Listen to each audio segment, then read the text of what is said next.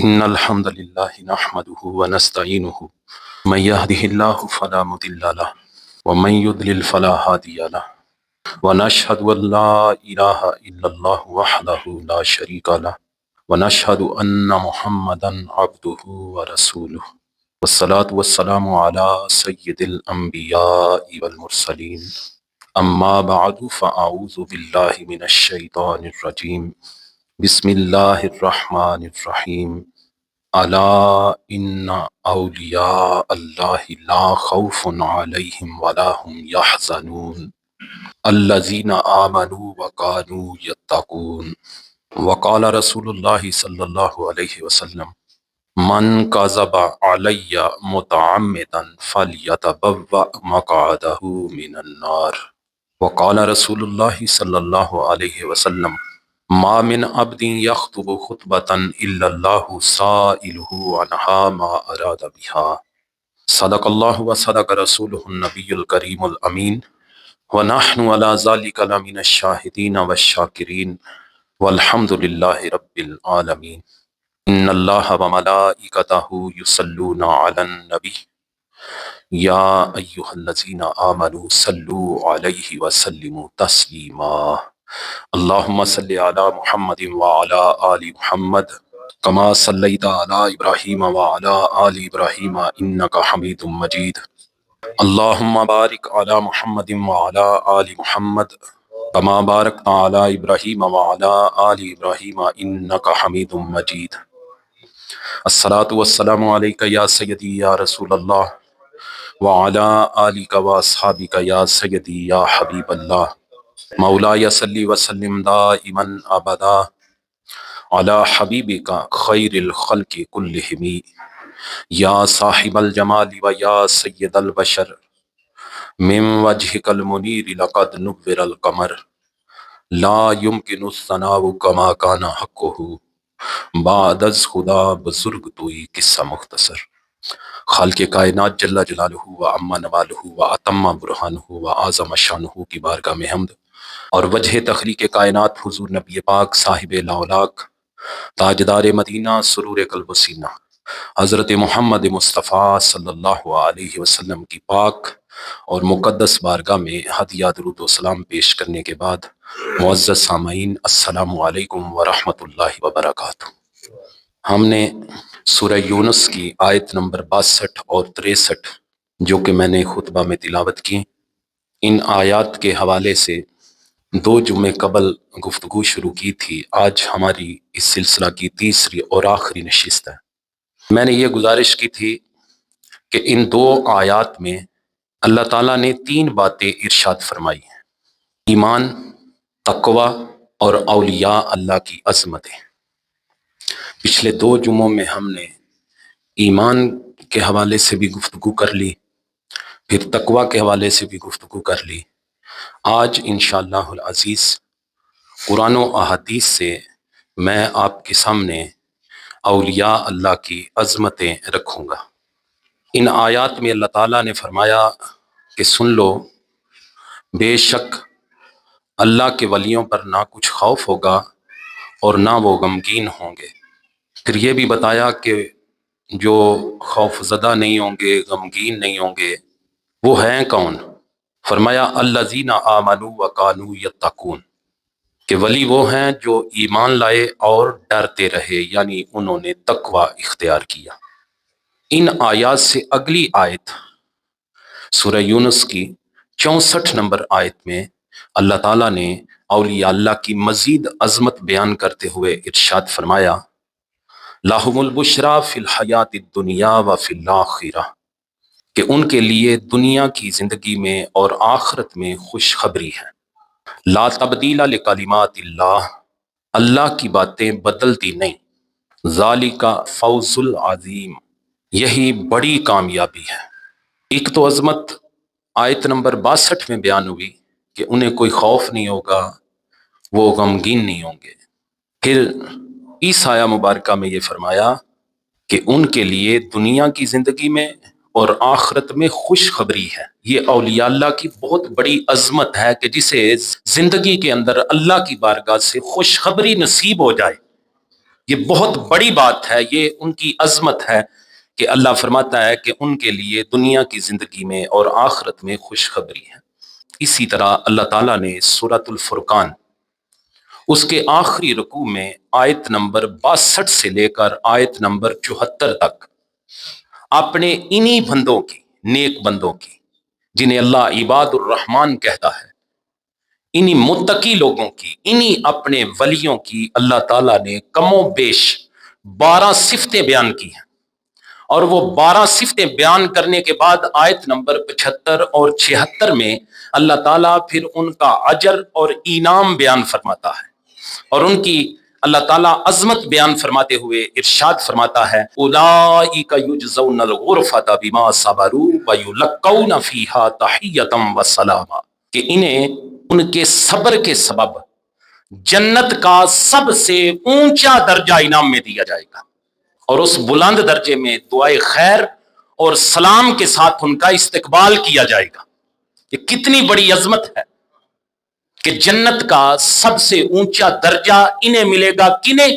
جو متقی ہیں، جو نیک ہیں، جو عباد الرحمن ہیں، جو رحمان کے بندے ہیں، جو اس کے ولی ہیں، ان کے لیے یہ خوشخبری ملی اولئک یجزون الغرفۃ، کہ انہیں جنت کا سب سے اونچا درجہ دیا جائے گا۔ اس لیے دیا جائے گا بما صبروا ویلقون فیہا تحیۃ وسلاما، اس لیے دیا جائے گا وہ درجہ کہ ان کے صبر کی وجہ سے، جو انہوں نے اس کی راہ میں صعوبتیں برداشت کی، اس کا قرب حاصل کرنے کے لیے، اس کی راہ پہ چلنے کے لیے جو انہوں نے صعوبتیں برداشت کی، پھر اس پہ صبر کیا، اللہ فرماتا ہے اس صبر کا انعام یہ ہے کہ جنت میں سب سے اونچا درجہ انعام کے طور پر دیا جائے گا، اور وہ درجہ کیا ہے کہ اس بلند درجے میں ان کا دعائے خیر اور سلام کے ساتھ استقبال کیا جائے گا۔ پھر فرمایا خالدین فیہا، ہمیشہ اس میں رہیں گے، حسنت مستقرم و مقاما، کیا ہی اچھی ٹھہرنے اور قیام کرنے کی جگہ ہے۔ اولیاء اللہ کی عظمتیں، اللہ کے بندوں کی عظمتیں، متقی لوگوں کی عظمتیں قرآن سے میں آپ کے سامنے رکھ رہا ہوں۔ پھر اللہ تعالیٰ نے سورہ حجرات کی آیت نمبر 13 میں ارشاد فرمایا، دیکھیے اللہ کے ولیوں کا سٹیٹس، اللہ کے ولیوں کی عظمت اللہ کی بارگاہ میں کیا ہے۔ اللہ رب العزت نے ارشاد فرمایا ان اکرمکم عند اللہ اتقاکم، بے شک اللہ کے یہاں تم میں زیادہ عزت والا وہ ہے جو تم میں زیادہ پرہیزگار ہے، جو تم میں زیادہ تقوی اختیار کرنے والا ہے۔ ہم یہ سمجھتے ہیں کہ عزت والا وہ ہے جس کے پاس دولت زیادہ ہے، عزت والا وہ ہے جو جاہ و منصب کا مالک ہے، لیکن اللہ تعالیٰ ارشاد فرماتا ہے کہ اللہ کے ہاں عزت والا وہ ہے جو تم میں زیادہ پرہیزگار ہے۔ پتہ چلا کہ تقوی اللہ کی بارگاہ میں عزت حاصل کرنے کا بھی ذریعہ ہے۔ اگر کوئی چاہتا ہے کہ میں اللہ کی بارگاہ میں عزت والا بن جاؤں، زیادہ عزت حاصل کر لوں اللہ کی بارگاہ میں، تو آئے وہ تقوی اختیار کرے، اللہ کی بارگاہ میں وہ عزت والا قرار دیا جائے گا۔ اللہ تعالیٰ نے قرآن مجید کے اندر اولیاء اللہ کی عظمتیں متعدد مقامات پر ارشاد فرمائی ہیں، ان میں چند مثالیں میں آپ کے سامنے رکھنا چاہتا ہوں۔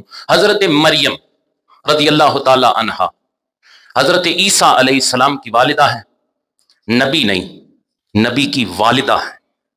ان کی کرامتیں، ان کی عزتیں، ان کا سٹیٹس، ان پہ کرم جو اللہ نے کیے، اللہ نے قرآن میں بیان کی۔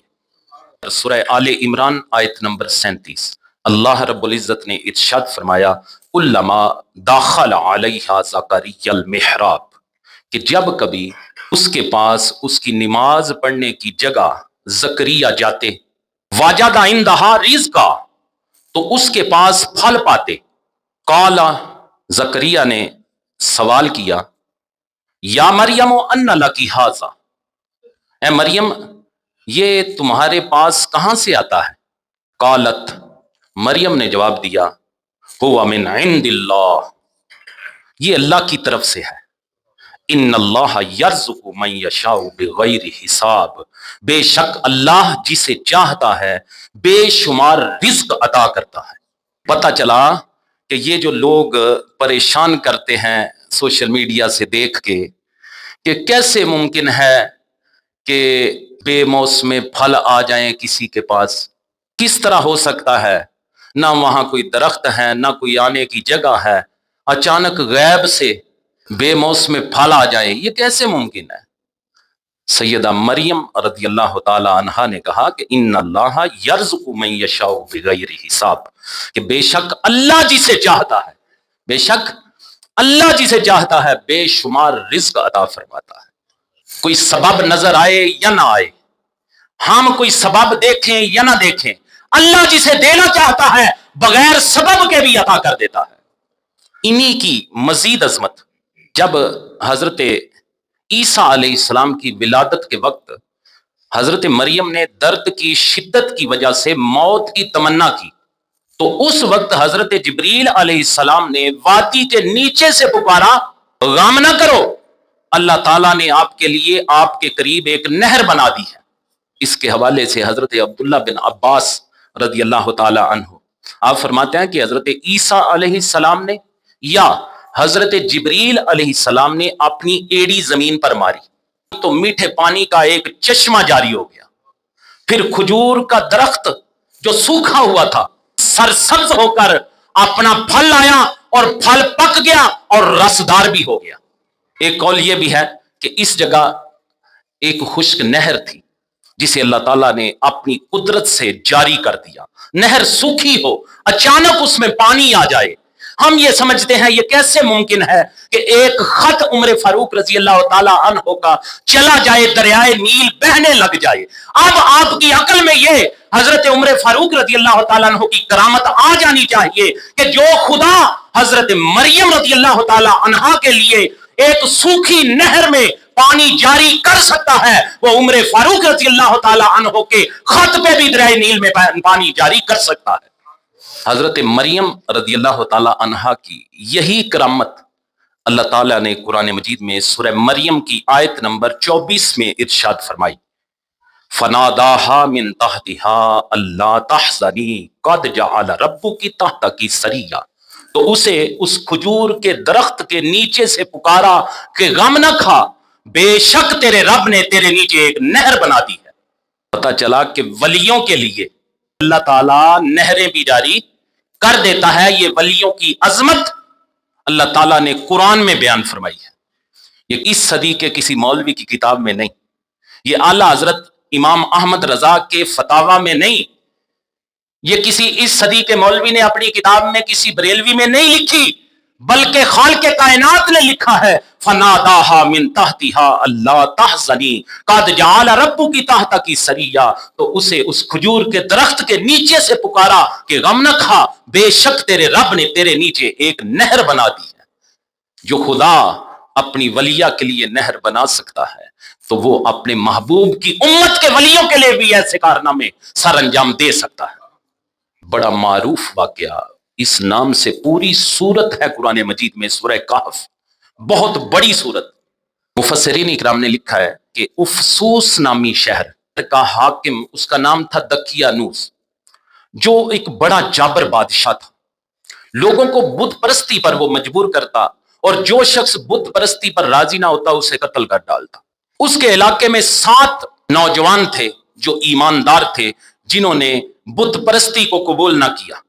ان 7 نوجوانوں نے اپنی کافر قوم سے اپنا ایمان بچانے کے لیے ایک غار میں پناہ لی، اور اللہ تعالیٰ کی بارگاہ میں دعا کی کہ اے ہمارے رب، ہمیں اپنے پاس سے رحمت عطا فرما، اور ہدایت و نصرت اور رزق و مغفرت اور دشمنوں سے امن عطا فرما، اور ہمارے لیے ہمارے معاملے میں ہدایت کے اسباب پیدا فرما۔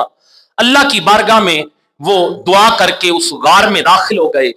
غار میں جانے کے بعد وہ وہاں 300 سال تک اسی حال میں سوئے رہے۔ تفاسیر میں لکھا ہے کہ ان کے جسم بھی سلامت رہے۔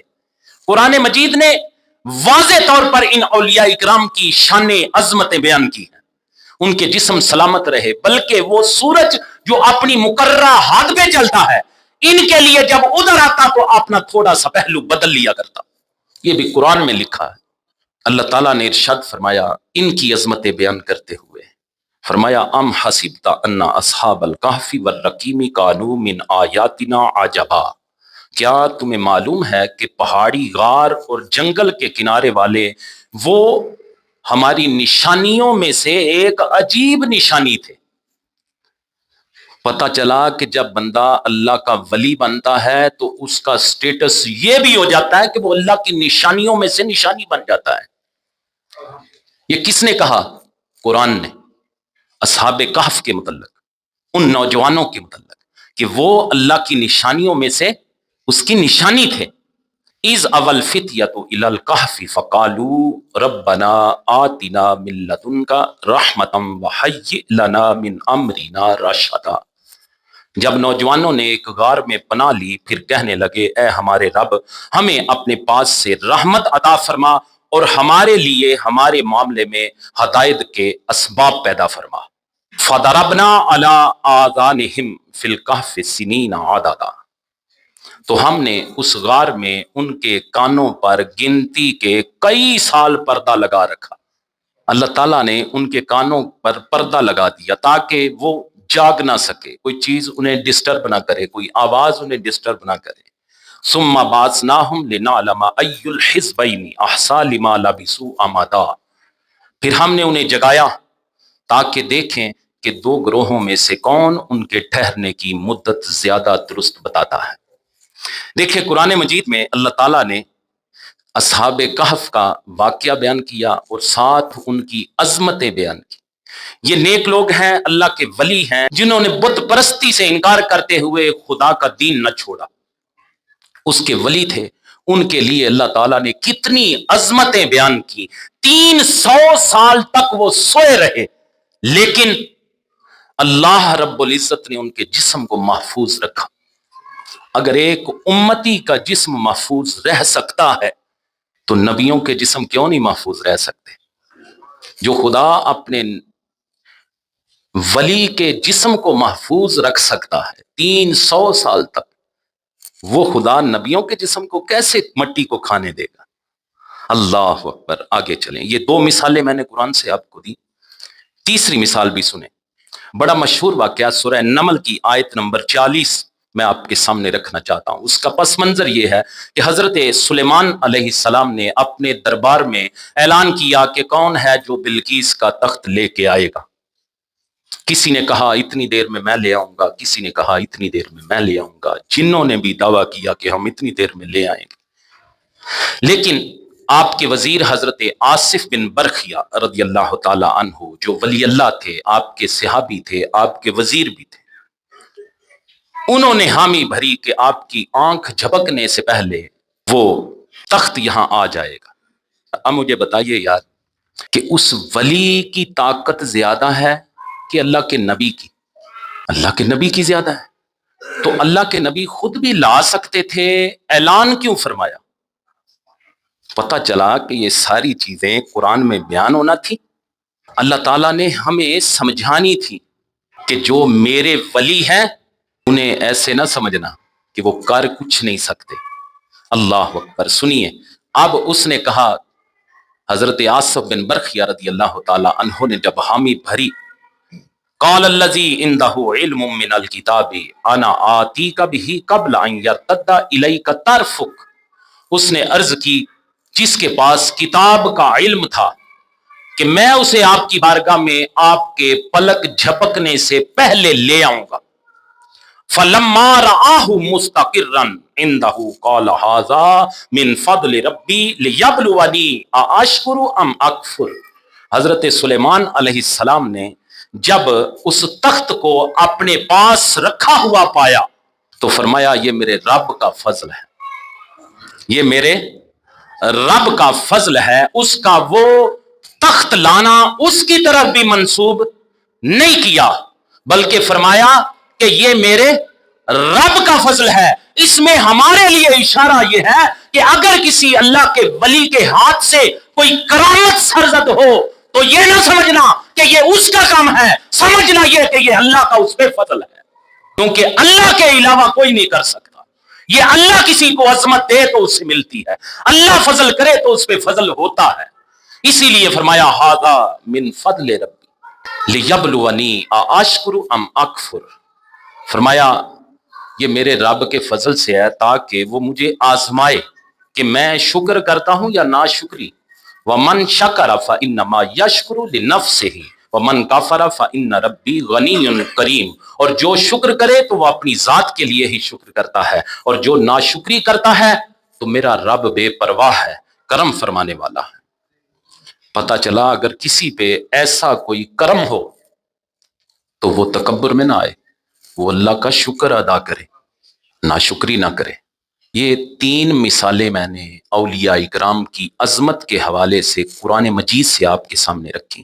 اس کے علاوہ جو اولیاء اکرام کو اللہ تعالیٰ نے اخروی مقامات عطا کرنے ہیں وہ بھی اللہ نے قرآن میں بیان کیے ہیں۔ اتنا وقت نہیں کہ میں ساری آیات آپ کے سامنے رکھوں۔ بہت سارے مقامات پر اللہ تعالیٰ نے اپنے ولیوں کو جو عظمتیں عطا کی ہیں، جو کرنی ہے، جو وہ کرتا ہے، اللہ نے قرآن میں بیان کی ہے۔ اللہ اکبر! اتنی مثالیں ہی میں سمجھتا ہوں کافی ہیں تاکہ انہیں کوئی بندہ جھٹلا نہیں سکتا۔ یہ قرآن میں بیان ہوئی ہے۔ کن کے لیے؟ ولیوں کے لیے۔ اب میں آپ کے سامنے اولیاء اکرام کی عظمتوں کے لحاظ سے حضور کریم صلی اللہ علیہ وسلم کے چند فرمودات بھی رکھتا ہوں۔ حضرت انس رضی اللہ تعالی عنہ سے یہ مروی حدیث مبارکہ ہے جو بخاری شریف 2703، مسلم شریف 1675، سنن نسائی شریف 4755 نمبر پہ یہ موجود ہے۔ حضرت انس رضی اللہ تعالیٰ عنہ فرماتے ہیں کہ سید عالم صلی اللہ علیہ وسلم نے فرمایا ان من عباد اللہ من لو اقسم علی اللہ لابرہ۔ میرے حضور نے فرمایا کہ اللہ کے کچھ بندے ایسے ہیں اگر وہ کسی کام کی اللہ پر قسم اٹھا لیں تو اللہ ان کی قسم کو سچا کر دے گا۔ یہ کون لوگ ہیں؟ یہ اس کے ولی ہیں، یہ متقی لوگ ہیں، جو اس کے بندے ہیں جنہیں وہ عباد الرحمن کہتا ہے۔ یہ وہ لوگ ہیں، یہ وہ لوگ نہیں جو نمازیں نہیں پڑھتے، یہ وہ لوگ نہیں جو حضور کی شریعت کا مذاق اڑاتے ہیں، یہ ان کا سٹیٹس ہرگز نہیں، یہ ان کا سٹیٹس ہے جو اللہ سے ڈرتے ہیں اور تقوی اختیار کرتے ہیں۔ حضرت عمر بن خطاب رضی اللہ تعالیٰ عنہ سے روایت ہے، حضور صلی اللہ علیہ وسلم نے فرمایا ان من عباد اللہ لا اناسا ما هم بانبیاء ولا شہداء یغبطهم الانبیاء والشہداء یوم القیامت بمکانہم من اللہ۔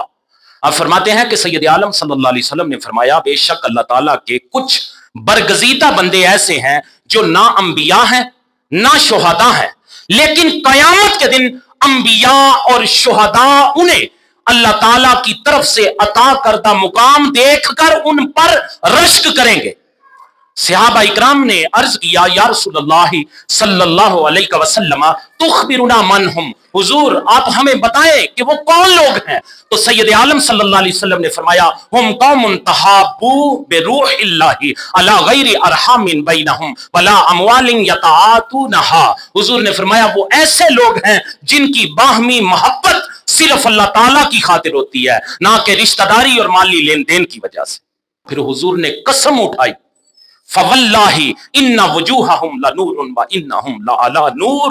حضور نے فرمایا اللہ تعالیٰ کی قسم ان کے چہرے نور سے مزین ہوں گے، وانہم لعلی نور، اور وہ نور کے ٹیلوں پر ہوں گے، لا یخافون اذا خاف الناس ولا یحزنون اذا حزن الناس۔ انہیں کوئی خوف نہیں ہوگا جب لوگ خوف زدہ ہوں گے، اور انہیں کوئی غم نہیں ہوگا جب لوگ غمزدہ ہوں گے۔ پھر حضور کریم صلی اللہ علیہ وسلم نے یہ آیا مبارکہ تلاوت کی جس کی ہم شرح کر رہے ہیں پچھلے 2-3 جمعوں سے، آج تیسری نشست ہے۔ حضور کریم صلی اللہ علیہ وسلم نے یہ فرمانے کے بعد یہ آیا مبارکہ تلاوت کی الا ان اولیاء اللہ لا خوف علیہم ولا هم یحزنون، کہ سن لو بے شک اللہ کے ولیوں پر نہ کچھ خوف ہوگا اور نہ وہ غمگین ہوں گے۔ سنن ابی داؤد 3527 نمبر حدیث مبارکہ، اسی طرح یہ سنن کبریٰ جو امام نسائی کی ہے اس میں بھی موجود ہے، صحیح ابن حبان میں بھی یہ حدیث مبارکہ موجود ہے۔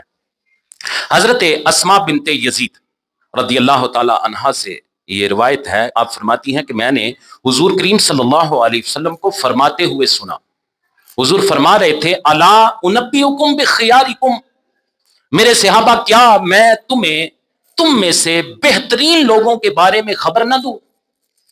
صحابہ اکرام نے عرض کی یا رسول اللہ صلی اللہ علیہ وسلم حضور کیوں نہیں؟ حضور ارشاد فرمائے تو سید عالم صلی اللہ علیہ وسلم نے فرمایا خیارکم الذین اذا رؤوا ذکر اللہ، تم میں سے بہترین لوگ وہ ہیں کہ جب انہیں دیکھا جائے تو اللہ تعالیٰ یاد آ جائے۔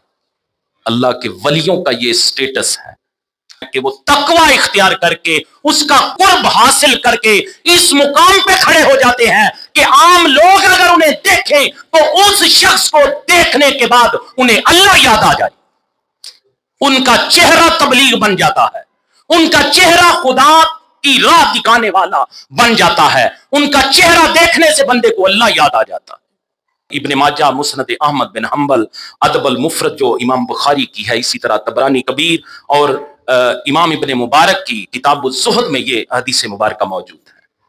حضرت عبداللہ بن عباس رضی اللہ تعالیٰ عنہ سے روایت ہے کہ سید عالم صلی اللہ علیہ وسلم سے عرض کیا گیا، ای جلسائنا خیر، حضور ہمارے بہترین ہم نشین کون ہیں؟ حضور ہم کن لوگوں میں بیٹھیں، کن لوگوں کی صحبت میں بیٹھیں، ہمارے بہترین ہم نشین کون ہیں؟ تو آقا کریم صلی اللہ علیہ وسلم نے فرمایا، من ذکرکم اللہ رؤیتہ، ان لوگوں کی صحبت میں بیٹھو جنہیں دیکھ کے تمہیں اللہ یاد آ جائے، وزاد فی علمکم منطقہ، اور جن کی گفتگو تمہارے علم میں اضافہ کرے، وذکرکم بالآخرۃ عملہ، اور جس کا عمل تمہیں آخرت کی یاد دلائے۔ تین چیزیں حضور نے بیان فرمائی کہ ایسے لوگ تمہارے بہترین ہم نشین ہیں۔ کون کون سے؟ جنہیں دیکھنے سے اللہ یاد آ جائے، دوسری چیز جن کی گفتگو سننے سے تمہارے علم میں اضافہ ہو، اور جن کا عمل دیکھ کے تمہیں آخرت کی یاد آ جائے۔ یہ تین چیزیں وہ چیزیں ہیں جن کے متعلق یہ قول ہے کہ یک زمانہ صحبت با اولیاء بہتر از 100 سالہ طاعت بے ریا، کہ اللہ کے ولیوں کی صحبت میں ایک لمحہ بیٹھنا 100 سالہ بے ریا نفلی عبادت سے بہتر ہے۔ اب آپ کو سمجھ آئی کہ یہ جو مولانا روم نے بات لکھی ہے یہ آپ نے کہاں سے لی ہے، لیکن ان کی صفتیں ہیں۔ ہر بندہ ولی نہیں، ہر بے نماز کے پاس جا کے بیٹھ جاؤ یہ پیر ہے، شریعت کا مذاق اڑانے والا ہے، اس کی صحبت پہ جا کے بیٹھو، میں فلاں پیر صاحب کی خدمت میں بیٹھا تھا لیکن وہ نمازیں بھی نہیں پڑھتا، حضور کی شریعت کا مذاق اڑاتا ہے، ولی بن کے بیٹھے اپنے تئیں، لیکن اگر اس میں یہ تین صفتیں ہی نہیں، وہ متقی نہیں، اس کی گفتگو میں اتنی چاشنی نہیں کہ تیرے علم میں اضافہ ہو جائے، اس کے دیکھنے سے تجھے خدا یاد نہ آئے، پھر اس کے عمل ہی ایسے نہیں کہ انہیں دیکھ کے تو آخرت کی طرف ترغیب لے لے، تو آخرت کی طرف دیکھنے لگ جائے، آخرت کی راہ پہ لگ جائے۔ پتہ چلا کہ ہر بندہ اس بات کا اہل نہیں۔ صحابہ نے پوچھا، حضور سب سے بہتر لوگ کون ہیں جن میں ہم بیٹھیں، ہمارے بہترین ہم نشین؟ حضور نے یہ تین صفتیں بیان کی ایسے لوگوں کی۔ نبی کریم صلی اللہ علیہ وسلم کے غلاموں، مسند ابو یعلا میں یہ حدیث مبارکہ موجود ہے جو ابھی میں نے آپ کو سنائی۔ حضرت عبداللہ بن عباس رضی اللہ تعالیٰ عنہ سے روایت ہے کہ حضور صلی اللہ علیہ وسلم نے فرمایا، اشراف امتی حملۃ القرآن و اصحاب اللیل، میری امت کے اشراف عزت والے، قرآن کا علم اور عمل رکھنے والے اور راتوں کو جاگنے والے ہیں۔ عزت والے بندے کون ہیں؟ حضور کی امت کے جو قرآن کا علم رکھتے ہیں، پھر اپنے علم پہ عمل کرتے ہیں اور راتوں کو جاگ جاگ کے اپنے مالک کو راضی کرتے ہیں۔ یہ دیکھیں صدیاں گزر گئیں اللہ کے نیک بندوں کو، لیکن آج تک ان کا ذکر جاری ہے، ہمارے دلوں میں ان کی محبت ہے۔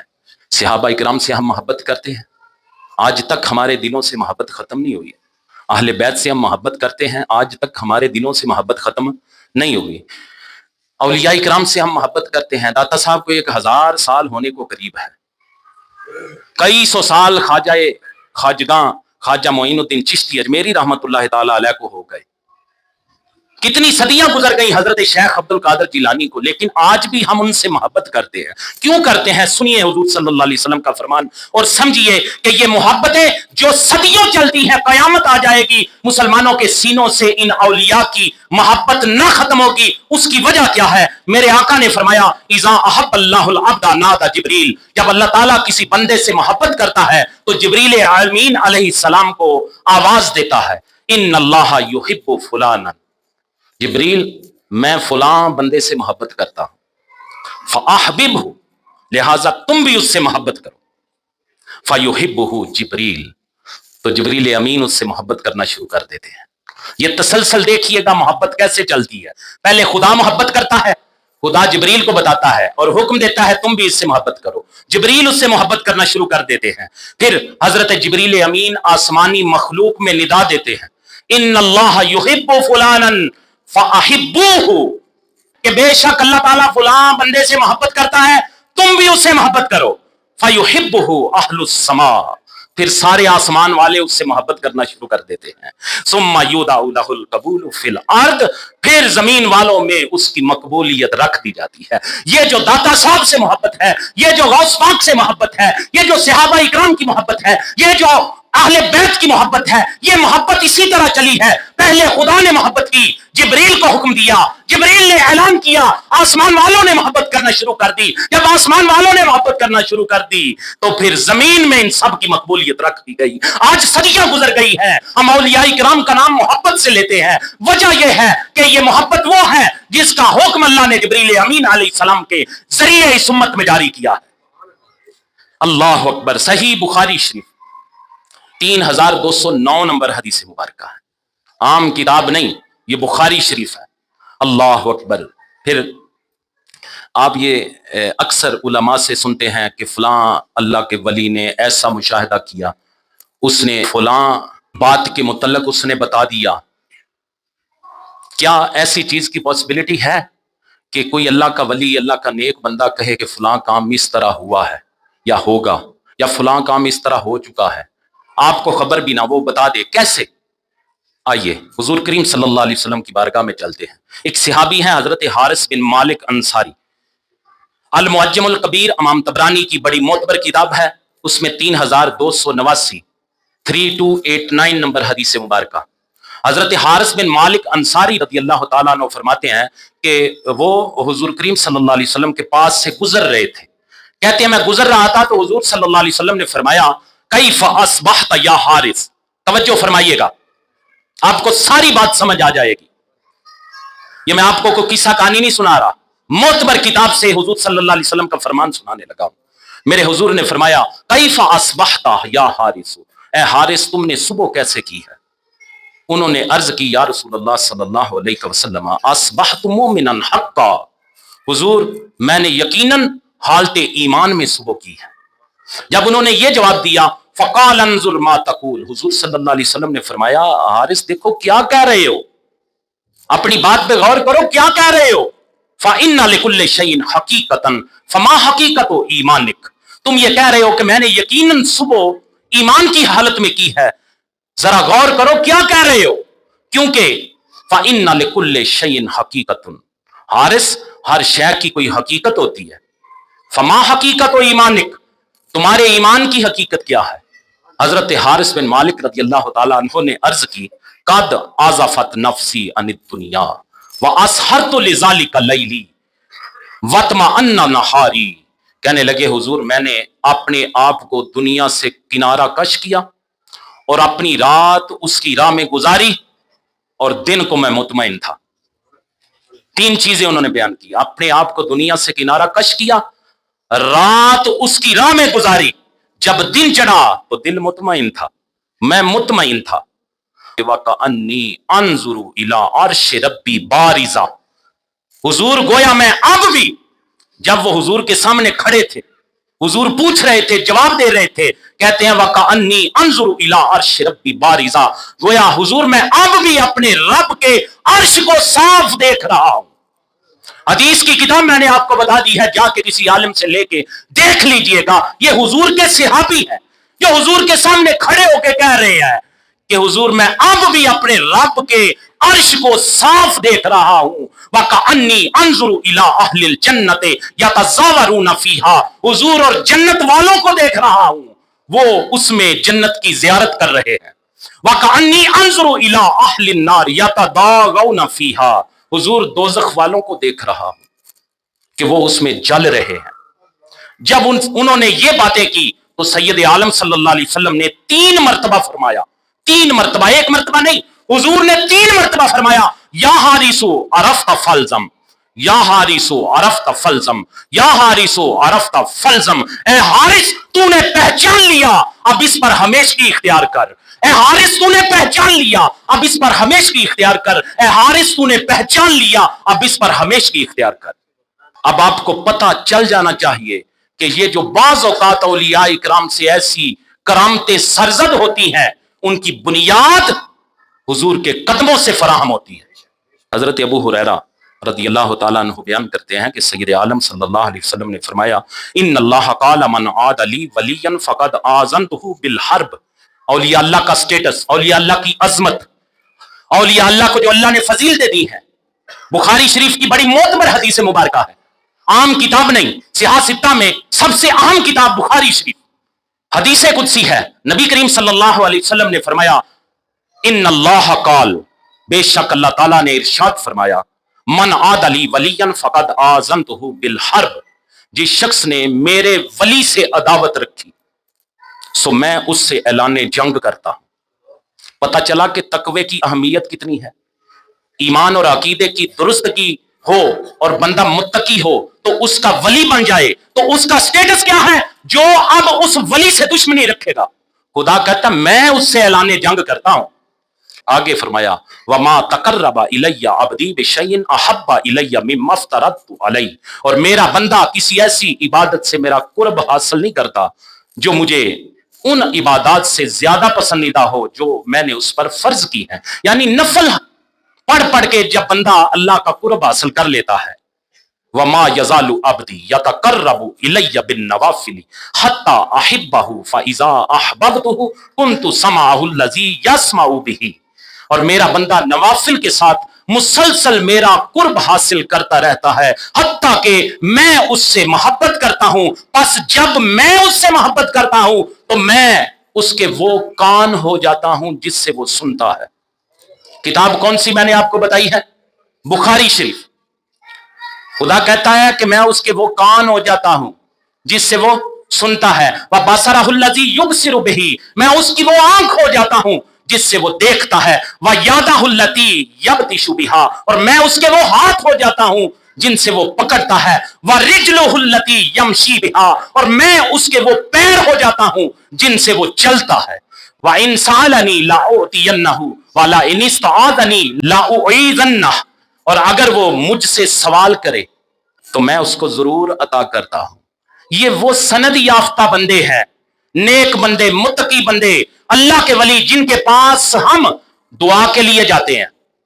اس لیے جاتے ہیں کہ حضور کا یہ فرمان ہے جو حدیث قدسی ہے.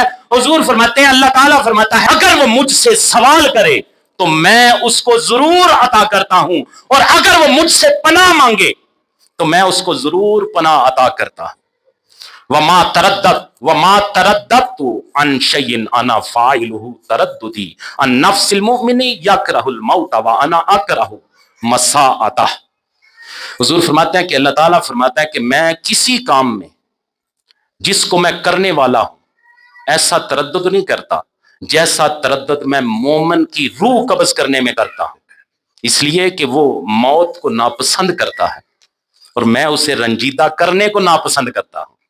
خدا کہتا ہے میں نہیں چاہتا، وہ چاہ رہا ہے کہ وہ مرنا نہیں چاہ رہا لیکن اس کا وقت میں نے لکھا ہوا ہے، وہ آ گیا ہے. میں نے جو بھی کام کرنا ہوتا ہے اس پہ کبھی تردد نہیں کیا ماں سوائے مومن کے. یہ مومن ہے جو مرنا نہیں چاہ رہا. خدا کہتا ہے اب اس نے مرنا بھی ہے لیکن تردد اس لیے کرتا ہوں کہ میں چاہتا ہوں یہ رنجیدہ بھی نہ ہو، یہ غم زدہ بھی نہ ہو. مجھے بتائیے اتنے لاڈ اتنے پیار کس کے؟ اولیاء کے، متقین کے، پرہیزگاروں کے. یہ عظمتیں کن کی ہیں؟ یہ نہیں کہ یہ صرف دنیا میں عظمتیں ہیں، آخرت میں اولیاء اکرام بہت سارے لوگوں کی شفاعت کر کے انہیں جنت میں لے جائیں گے. یہ نہیں کہ صرف دنیا میں ہی عزتیں ہیں. یہ مفلحون لوگ ہیں، یہ فلاح یافتہ لوگ ہیں. کون؟ متقی، ولی، تقوی کے حامل لوگ فلاح یافتہ لوگ ہیں. اور فلاح کا معنی پتہ ہے آپ کو کیا ہے؟ ہم یہی سمجھتے ہیں فلاح، یہی ہم اس بات کو سمجھتے ہیں کہ آخرت میں بندے کو جنت ملے گی. نہیں، یہ ادھورا معنی ہے. یہ نہیں کہ ساری زندگی بندہ جوتے کھا کے گزار دے، ساری زندگی ذلت میں گزارے، آخرت میں جنت مل جائے. کون سی فلاح ہے؟ یہ مفلحین لوگ جو ہیں، فلاح یافتہ جو لوگ ہیں، ان کی زندگی بھی عزت سے گزرتی ہے، ان کی آخرت بھی عزت سے ہوگی. یہ ہے فلاح کا معنی. یہ نہیں کہ دنیا میں وہ ذلیل ہوتے رہیں گے، نہیں، دنیا میں بھی اللہ عزتیں دیتا ہے اور آخرت میں اللہ انہیں عزت عطا فرماتا ہے. یہ ہیں متقی لوگ، یہ ہیں وہ لوگ جو فلاح یافتہ ہیں. اللہ اکبر. آخری حدیث مبارکہ سنیے. آخرت میں جو اولیاء اکرام کے سٹیٹس ہیں ان میں سے ایک جھلک آپ کو دکھانا چاہتا ہوں کہ اللہ تعالیٰ کی بارگاہ میں ان لوگوں کی عزت کیا ہوگی آخرت۔ حضرت انس بن مالک رضی اللہ تعالیٰ عنہ آپ روایت کرتے ہیں کہ نبی کریم صلی اللہ علیہ وسلم نے فرمایا کہ دو آدمی جنگل میں چل رہے تھے، سفر کر رہے تھے، دو آدمی جنگل میں چل رہے تھے، ایک عبادت گزار تھا، نیک تھا، اور دوسرا گناہگار تھا۔ اب دونوں اکٹھے سفر کر رہے ہیں۔ حضور فرماتے ہیں کہ عبادت گزار کو پیاس لگی، اتنی پیاس تھی یہاں تک کہ وہ گر گیا، گر کے اپنے ساتھی کو دیکھنے لگا جو گناہگار تھا۔ اس نے دیکھا کہ اس کے پاس پینے کا پانی تھا۔ اب جب اس نے پانی دیکھا تو وہ جو گناہگار تھا نا، وہ بھی اس کو دیکھنے لگا کہ یہ بندہ تو بے سود پڑا ہے اور پانی کی طرف دیکھ رہا ہے۔ اس نے کہا قسم بخدا، اگر یہ نیک بندہ پیاس سے مر گیا اس کے باوجود کہ میرے پاس پانی موجود ہے تو میں اللہ تعالیٰ سے ہمیشہ نیکی نہیں پا سکوں گا، اور اگر میں نے اس کو پلا دیا تو میں خود مر جاؤں گا، مجھے بھی ضرورت ہے۔ میرے حضور فرماتے ہیں کہ اس نے اللہ پر بھروسہ اور یقین کیا، اس گناہگار نے اللہ پر بھروسہ اور یقین کیا، اس نے کچھ پانی اس کے اوپر ڈالا، جو بچا وہ اسے پلا دیا، یہاں تک کہ وہ بندہ اٹھا، یہاں تک کہ وہ جنگل سے گزر گئے، برا وقت گزر گیا۔ اس کی یہ نیکی حضور نے بیان فرمائی۔ اب آگے حضور کریم صلی اللہ علیہ وسلم ارشاد فرماتے ہیں فَيُوْقَفُ الَّذِي بِهِ رَاحَةٌ يَوْمَ الْقِيَامَةِ لِلْحِسَابِ۔ حضور فرماتے ہیں کہ اب قیامت کے دن گناہگار کو حساب کے لیے روک لیا جائے گا۔ ابھی قیامت رونما نہیں ہوئی، ابھی قیامت نے رونما ہونا ہے، یہ واقعہ ابھی قیامت کو ہوگا۔ میرے حضور یہ ارشاد فرما رہے ہیں فَيُوْقَفُ الَّذِي بِهِ رَاحَةٌ يَوْمَ الْقِيَامَةِ لِلْحِسَابِ، کہ قیامت کے دن گناہگار کو حساب کے لیے روک لیا جائے گا۔ یہ گناہگار کون ہے؟ جس نے اللہ پر یقین کرتے ہوئے اپنے اس عبادت گزار ساتھی کو، مسافر کو، مرتے ہوئے کو اپنی ذات پہ ترجیح دے کے پانی پلا دیا تھا، اب اسے حساب کے لیے روک لیا جائے گا۔ حضور فرماتے ہیں کہ اس کے متعلق حکم دیا جائے گا کہ اس کو جہنم میں ڈال دو۔ اس کو فرشتے ہانک کر لے چلیں گے۔ جب اسے لے جا رہے ہوں گے، وہ شخص جو گناہگار ہے اسے وہ عبادت گزار بندہ نظر آ جائے گا۔ وہ اس عبادت گزار کو دیکھے گا تو اس سے کہے گا یا فلانو اما تعرفنی، اے فلاں کیا تم مجھے پہچانتے نہیں ہو؟ اب دیکھیے، اس نے پانی پلایا، ایک نیک شخص کو پانی پلایا ہے، اپنی ذات پہ اسے ترجیح دی ہے، اپنی جان پہ اسے ترجیح دی ہے۔ اب وہ مشکل حالات میں ہوگا، قیامت والے دن جہنم میں جانے کا آرڈر ہو چکا ہوگا، فرشتے لے جا رہے ہوں گے۔ اب اسے وہ بندہ نظر آ جائے گا، اسے کہے گا کیا فلاں کیا تم مجھے پہچانتے نہیں؟ جب وہ اس کی یہ بات سنے گا تو وہ کہے گا آپ کون ہیں؟ اب وہ بندہ جواب دے گا انا فلان، میں وہ بندہ ہوں الذی آثرتک علی نفسی یوم المفازہ، میں وہی ہوں جس نے پیاس کی حالت میں تم کو اپنے آپ پر ترجیح دی تھی۔ اب وہ فوراً اسے پہچان لے گا اور کہے گا کیوں نہیں، میں تمہیں پہچانتا ہوں، اور ساتھ ہی وہ فرشتوں سے کہے گا ٹھہرو۔ فرشتے ٹھہر جائیں گے، وہ جائے گا، جا کے رکے گا، فَيَدْعُوَ رَبَّهُ عَزَّ وَجَلَّ فَيَقُولُ، تو اللہ تعالیٰ سے دعا کرے گا یا ربی قد تعرف یدہ عندی وکیف آثرنی علی نفسی، اے میرے رب تو اس کے احسان کو جانتا ہے کہ اس نے مجھے اپنے اوپر ترجیح دی تھی، یا رب ہبہ لی، اے اللہ اسے مجھے ہبہ کر دے، یعنی یا اللہ اسے مجھے دے دے، اب اس کا معاملہ مجھے سونپ دے۔ میرے حضور فرماتے ہیں کہ اللہ تعالیٰ اس سے فرمائے گا ہوا لکا، جا تجھے دیا، اس کا معاملہ تیرے سپرد کر دیا، فَيَجِيءُ فَيَأْخُذُ بِيَدِ أَخِيهِ فَيُدْخِلُهُ الْجَنَّةَ، وہ اپنے بھائی کا ہاتھ پکڑے گا اور جنت میں داخل کر دے گا۔ یہ کیا ہے؟ یہ اللہ کے ولیوں کا سٹیٹس، عظمت، ان کو جو اللہ کی بارگاہ میں مقام آخرت میں ملے گا، اس کی میں نے آپ کے سامنے ایک مثال رکھی ہے۔ بہت سارے اولیاء اکرام کے حوالے سے بہت ساری احادیث موجود ہیں جو آخرت کے اندر گناہگاروں کی شفاعت کریں گے۔ اولیاء اللہ کی عظمتیں یہ ہیں کہ انہیں دنیا میں بھی اللہ عزت دیتا ہے، اکرام دیتا ہے، کرامت عطا کرتا ہے، آخرت میں بھی ان کی عزت ہوگی، ان کی عظمت والا مقام ہوگا۔ میرے عزیزو، آج ہماری یہ تیسری نشست ہے سورہ یونس کی، 2 آیات جو عموماً اولیاء اکرام کے حوالے سے جب بھی کوئی محفل ہو، کوئی عالم دین خطاب کرے تو وہی آیتیں پڑھتا ہے. الا ان اولیاء اللہ لا خوف علیہم ولا هم یحزنون الذین آمنوا وکانوا یتقون. یہ 2 آیتوں کی میں نے 3 جمعوں میں تشریح کی ہے. کوئی سنی سنائی بات آپ کے سامنے نہیں رکھی. اللہ کا قرآن اور حضور کے فرمان. اور ضمنی طور پہ وضاحت کے لیے چند اولیاء اکرام کے میں نے 6 اقوال اس ساری گفتگو میں 3 جمعوں میں 2 آیتوں کی تفسیر میں نے آپ کو 58 قرآن کی آیتیں سنائی ہیں، 58، اور 28 نبی کریم صلی اللہ علیہ وسلم کی احادیث سنائی ہیں، اور 6 اولیاء اکرام کے میں نے آپ کو وضاحت کے طور پہ اقوال سنائے. سنانے کا مقصد یہ تھا کہ آپ سارے احباب یہ بات سمجھ جائیں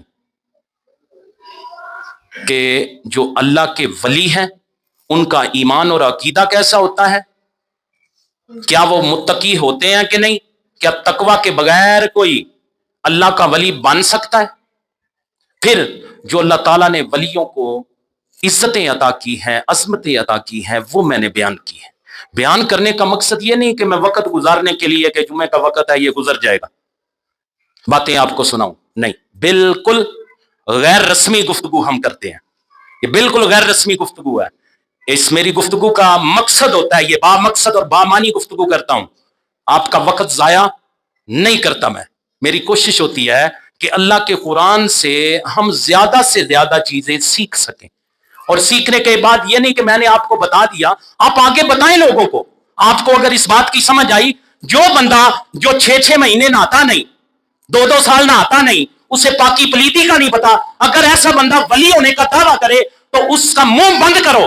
اور بھائی تو نماز نہیں پڑھتا، تجھے تو پاکی پلیتی کا نہیں پتا، تو کس طرح ولی ہو سکتا ہے؟ اللہ قرآن میں یہ صفتیں بیان کرتا ہے ولیوں کی، وہ تو تجھ میں پائی نہیں جاتی. وہ آپ کو فضاؤں میں اڑتا ہوا بھی نظر آئے تو اس کے پاس دم کرانے نہیں جانا، اس کے بعد تعویذ لینے نہیں جانا. عموماً ایسے ہوتا ہے. تعویذوں والے موسٹلی اللہ ماشاءاللہ اچھے بھی ہیں، جو اللہ اور رسول نے صلی اللہ علیہ وسلم نے جو نشانیاں بیان کی ہیں جن میں پائی جاتی ہیں، میں ان کی عزت کرتا ہوں، آپ سب کو بھی کرنی چاہیے. لیکن جو ڈاکو ہیں، جو چور ہیں دین کے، ایسے بندوں کی کوئی عزت نہیں. جو بندہ دین کے نام پہ اپنا کاروبار چلا رہا ہے پیر بن کے، ایسے بندے کا کوئی اسٹیٹس نہیں اللہ کی بارگاہ میں. جو اللہ کے ولیوں کی صفتیں جس میں نہیں پائی جاتی، جو قرآن اور احادیث بیان کرتی ہیں، ایسا بندہ ولی، میرے ساتھ مل کے کہیے، ایسا بندہ ولی، ایسا بندہ ولی. ہم نے ہر ایسے بندے کو پروموٹ نہیں کرنا، اس کا اہل سنت کے ساتھ کوئی تعلق نہیں، اس کا اہل سنت کے ساتھ کوئی تعلق نہیں. کوئی بھی بندہ آپ کو ہواؤں میں اڑتا نظر آئے، اگر حضور کی شریعت کا باغی ہے تو وہ اللہ کا ولی تو کیا دور کی بات ہے، وہ اللہ کی بارگاہ میں بیٹھا بھی نہیں ہے. اللہ تعالی ہم سب پہ اپنا فضل فرمائے، اور جتنی باتیں ہم نے کی ہیں ان باتوں پہ عمل کرنے کی توفیق عطا فرمائے. سبحان ربک رب العزت عما یصفون وسلام علی المرسلین والحمد للہ رب العالمین.